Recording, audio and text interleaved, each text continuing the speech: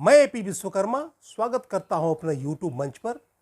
दोस्तों, आज हम बात करेंगे कि बीजेपी का जो सीट का शेयरिंग होगा वो 2024 के लोकसभा चुनाव में किस तरह से हो सकते हैं।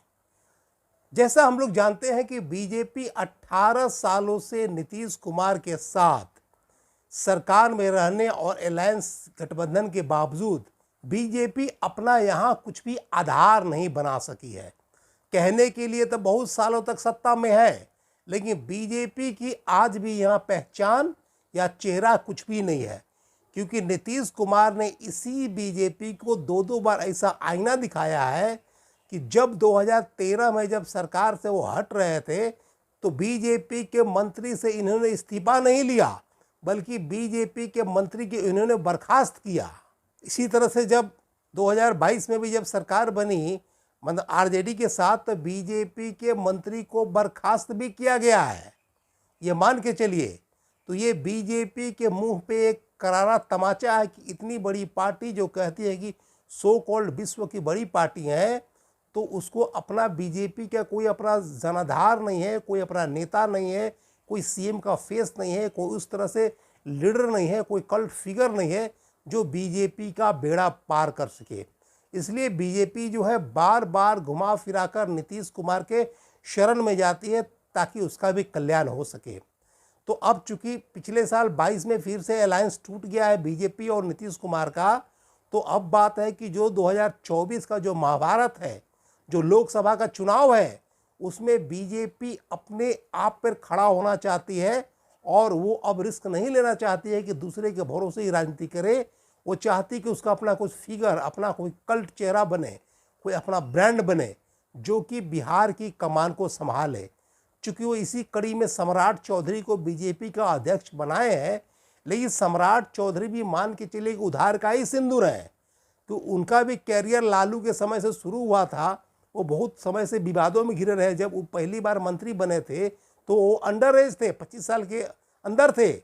वो शकुनी चौधरी के लड़के हैं। उसके बाद वो जेडीयू में गए, नीतीश कुमार के साथ रहे।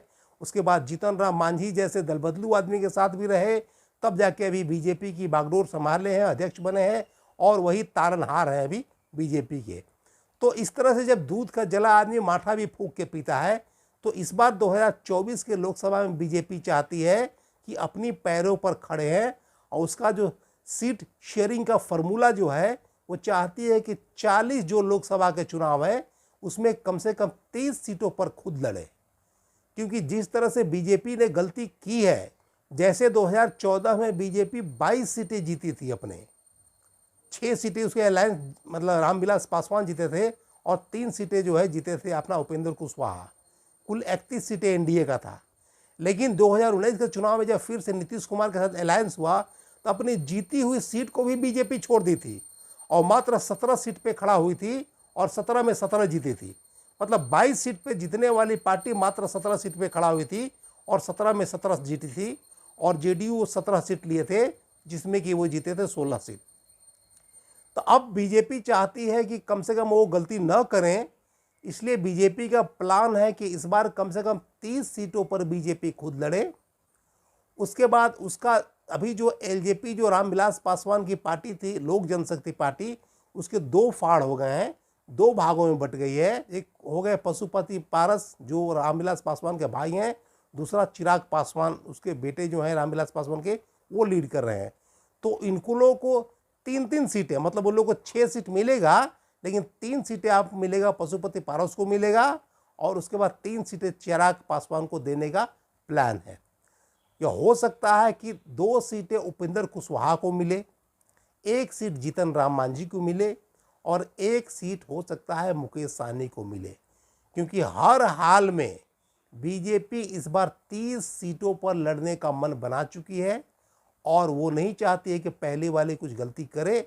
इसलिए इसका जो है 30 सीट के बाद जो रेस्ट 10 सीट बचता है उसी पे दाव लगाएगी। तो यही इसका फॉर्मूला है, 3 सीट पशुपति पारस, 3 seat Chirag Paswan, 2 seat Upendra Kushwaha, 1 seat Jitan Ram Manjhi और 1 सीट मुकेश सहनी को देने का प्लान है। ये बीजेपी का सीट शेयरिंग का फॉर्मूला है 2024 के लिए। अगर आपको वीडियो अच्छा लगा तो लाइक करें, शेयर करें, चैनल को सब्सक्राइब करें। और आज के वीडियो में इतना ही, मिलते हैं अगले वीडियो में। तब तक के लिए thanks for watching this video.